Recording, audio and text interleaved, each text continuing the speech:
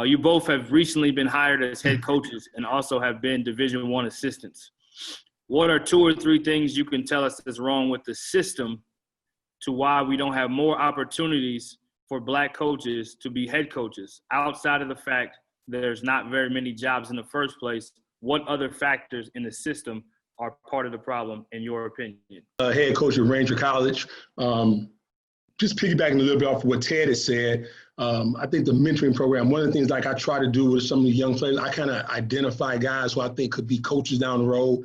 And I think when that happens and you can start talking to them or having those conversations about those type of things, I do that a lot with the guys who I think can be coaches down the road, talking about coaching things. I mean, actually my son, I do a lot with one of my sons and talk to him about coaching things. And so, just giving them the right mindset, like Ted talked about, is more than just basketball. It has a lot to do with in terms of non-basketball stuff. And as a new head coach, I'm finding that out. There's so much non-basketball stuff I've been doing for the last 4 months. It's ridiculous. But those are the things that they need to learn. Just to interrupt you real quick, where have you coached Division I, just so we can have some context, if you don't mind? Okay, I started out, my first job was at the University of Wisconsin. I went to Duquesne University. I coached at University of Toledo, Florida Atlantic University, and SMU. So I spent about 11 years coaching at 5 different schools. So that's a big thing. I think is just, us coaches as head coaches starting to identify your student athletes who you think might have an opportunity to be a coach at some point, and start having those conversations with them. They don't have to be long, drawn-out conversations. Like, I have some of the guys that I'll just say simple little things just to kind of plant seeds with those guys. And so, and one of the things I really try to plant seeds with them is about getting jobs as graduate assistants where you can get an opportunity to get you a master's degree paid for, and it's your introductory and walking into coaching. And so if you look across the board, there's just not a lot of African-American guys working as graduate assistants. And I think if you can get those guys in those kind of positions, it helps them going on as time goes on. Other thing is just finding some type of mentoring program, similar to what the NFL is doing, and trying to identify some young guys, get them into a program, get them hooked up with another coach. Again, it's going to take some work and take time out from head coaches doing that. But just if they have mentors, I was fortunate that I had several different mentors. I mean, I had about 3 in particular who I spent a lot of time with. I can ask them a lot of questions. They've come out to my practices. They've given me positive feedback. I had some who, I got one that's kind of a bit of a cheerleader for me. I have one who just kind of tells me exactly, what he sees and what I could be doing better at and what I'm doing a good job at. And so just having some type of mentoring program. I think one of the other things, and Ted kind of hit on this, is that we can't fix that right away, but we got to start trying to move guys into positions as administrators or athletic directors. If we can get more African Americans to be administrators or athletic directors, I think that you'll have a better opportunity to get guys in positions as coaches. And like you say, Brian, you had mentioned earlier, there's not a whole lot of positions out there as it is, but if you have more people at the top who are making some of these decisions, they can identify who those people are. Probably the last thing I can think of is I know that a lot of these search firms, they do these meet and greets and they get a lot of coaches in doing that. Somehow, some way to get more black coaches involved in that, or maybe develop something else that would be good for them where they can meet and greet with athletic directors, they can meet and greet with these search firms. And I think those things will give guys, give African-American guys another opportunity to be able to get into coaching.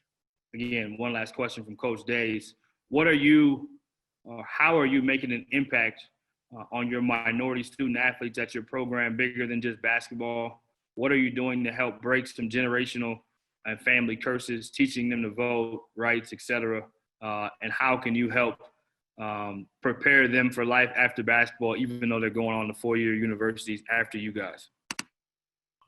I saw a quote the other day. I'm going to read it to you. I wrote it down. It says, "The more you love a person, the harder you can coach the player." And Ryan Pannone said that. He's a head coach of the Erie Bay Bayhawks. And I thought that was a really good quote. I think a lot of these kids need love. You got to create a connection with them and grow that bond and really, show them that you care about them. And I think that's kind of something that we do as coaches. We all do it. It's not, it's not a hidden thing. We all know that. Something I did last year that I thought really helped as our team. It helped our kids kind of open up to each other. We took a kind of a trip. In junior college, you don't have all that money to go take your preseason kind of 1 week where you kind of get to know the team. So we went to, we were in Colorado, so we went and climbed a mountain. And on the way down, I made each guy partner up with each other and kind of share some things that they normally wouldn't share with their peers. Something that they've had to overcome in life, or something they normally wouldn't tell a teammate that they've only known for a couple months. And I thought it really helped them connect on a deeper level. I think that's big for these young student athletes, because we all remember being 18 to 23 years old. We all want to be cool. We all care about how we look. We all care about, what somebody else thinks. And I think, early on, when you get your players to connect, on a deeper level and care for each other, I think that really helps them grow as people. The second part of your question about the generational wealth or family curses and voting, I think all that is that stuff that we just need to communicate. We need to talk about. Something that Unc spoke about earlier. I think part of our jobs, not just coaching basketball, we need to help these kids build the ability to think for themselves.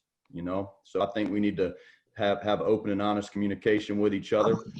Help these kids, really talk about what they truly believe in, and then encourage them to reach out to family members, whether it's mom and dad or grandpa or coaches, and get their beliefs, and then formulate, their own beliefs. Because when you're young, you grow up believing what your parents believe. At least that's how I grew up. You grow up believing what your parents believe. And as you go into college, you kind of grow and you start building the ability to think for yourself. And I think that's a big part of our jobs, is to help these kids understand and think for themselves, especially with all the stuff going on in this world. It's helped me, at the age of 31, it's helped me kind of think for myself and look at things at a different angle and understand what I truly believe. So those are my thoughts on it, Brian.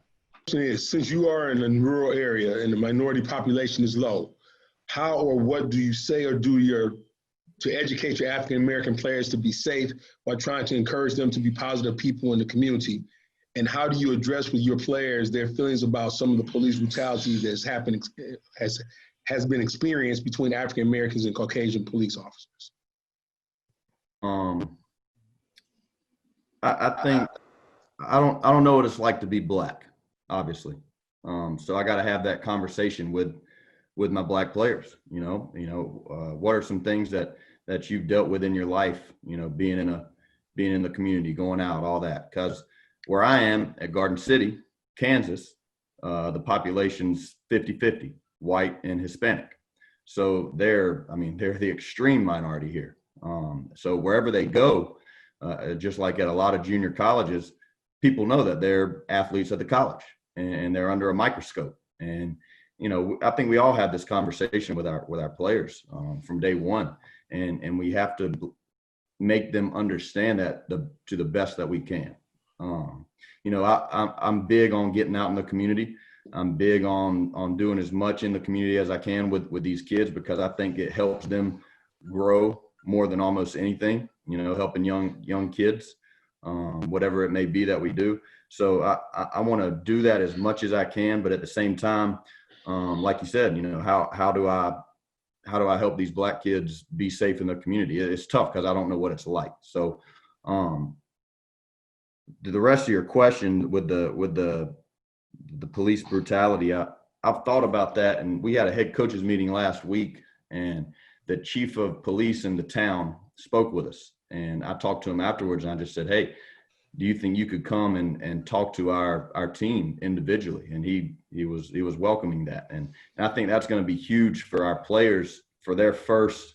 He's campus police as well. So anything that happens on campus, he's going to be the first one there. So if they get in trouble, he's going to be there. And I want their first experience with him to be a good experience and an open experience and an honest experience, to where he can talk to them. They can ask them questions that's on their mind, because I think that's huge. A lot of these kids, they're seeing all this stuff happen, and social media is just controlling their minds, and they got a lot on their mind that they want to ask. And I want their first experience with that police officer to be a good experience, so that if they do happen to get in trouble and he's having to put the law down on them, they already know who he is. He already knows who they are, and they have that somewhat of a relationship already, to where they're not completely combative from the jump.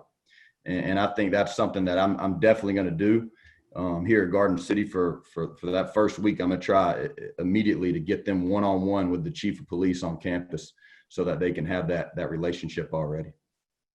I hope that answers your question, Coach. Yeah. So that was pretty cool. Thanks.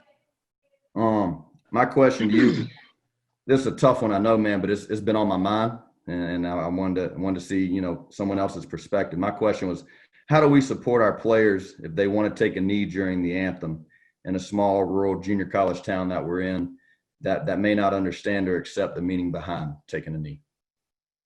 I think the first thing is to, you know, have a conversation, an open conversation with the players and find out what their real thoughts are about it. That's my first thing. The second thing is getting them out in the community and getting out to the community and talking to them about some of these issues. I'm in a unique situation that Coach Gillespie has done such a good job here before I took over.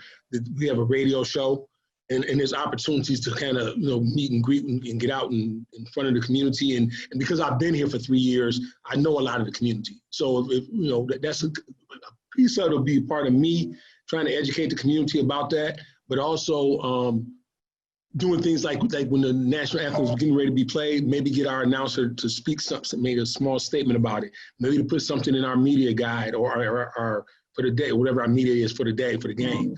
Put something in there, a little blurb about that, then they say something about it. So now people aren't as offended by it. I think that just like when the thing with Colin Kaepernick happened, I don't think people really understood what he was trying to say. I don't think people really understood. Now they do. They have a better understanding of it.